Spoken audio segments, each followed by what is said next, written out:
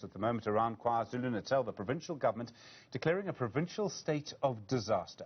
It comes as KZN still coming to grips with the loss of life and the economic hardship caused by the wave of violence and looting. The Premier Sihle Zikalala says the resolution was taken during a meeting of the Provincial Executive Council, a member of the MECs, following deliberations on the state of the province after that violence. The current estimated cost for damages relief required for departments of government just over R1 billion. The bill for business much higher. Karinda Jagmohan joins us with more. She's our reporter in KZN. Karinda, good afternoon to you. What's the Premier saying this afternoon?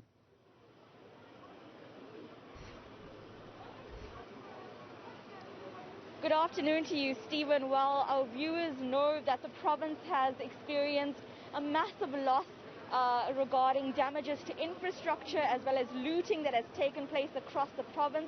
As a result, the KwaZulu-Natal Premier, like you've heard, has made submissions to have this province be placed under a state of disaster, and we understand that this has been accepted. We are still awaiting information on what the duration of this will be, meaning that when this will actually be put into effect, when it will start and end.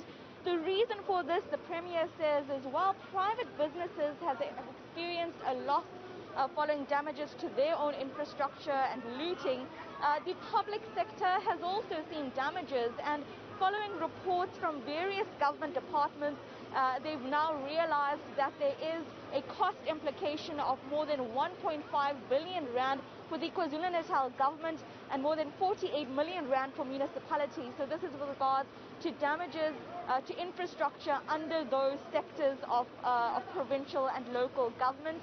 And now the Premier, while speaking to us, we're just going to listen to what he said now. He mentioned that this was Section 3414B, but he was speaking off the cuff.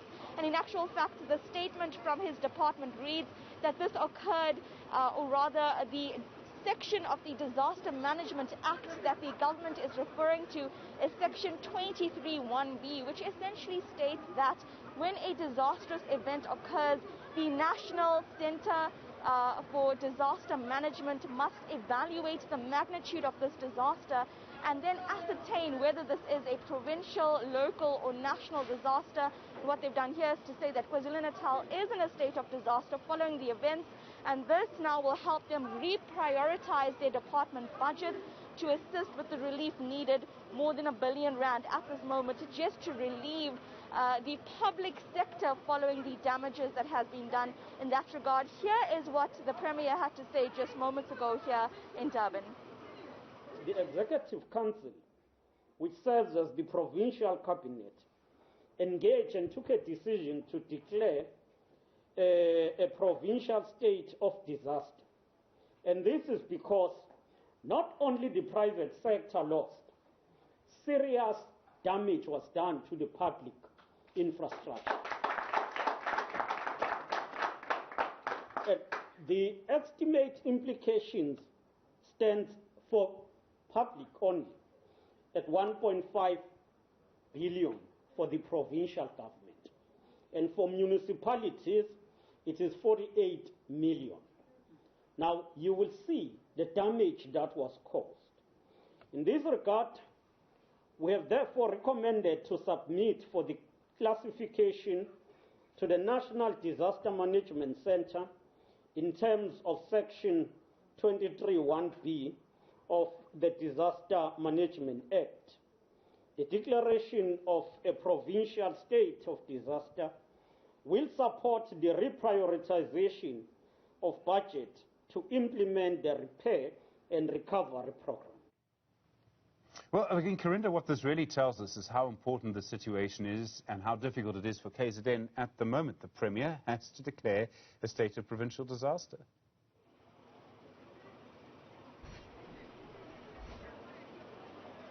Absolutely, Stephen. In fact, much earlier this month, when we were on the ground during the unrest while that was occurring, we did ask residents about whether they feel the province should be placed under a state of disaster, and they did in fact agree. I mean, currently the situation on the ground, my colleague Pilani Zuma will show you, we're inside the one of the army bases in KZN, where a number of SANDF members have been preparing their vehicles to go out for the their patrols that they're doing. And this is the state of activities on the ground in KZN. I mean, we're still seeing food trucks and other important deliveries being escorted by private security companies or SAPS or Metro police, because residents are still fearful of any reprisal of looters, but also now the damage has been done to so many parts of KwaZulu-Natal. The Premier touching on the fact that in especially rural areas where shops have been impacted, in many cases the residents there have no other avenues to actually get their basic essentials, because the malls that were looted in their communities were the only facilities they could go to. As a result, they have to take out more from their pocket to go to other areas to fetch basic essentials like bread or milk.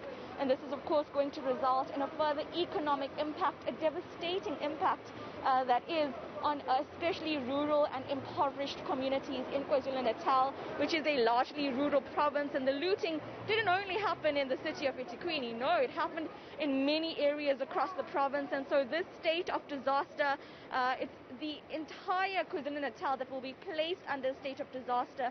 And essentially it will help for the government to reprioritize their budget to assist such communities.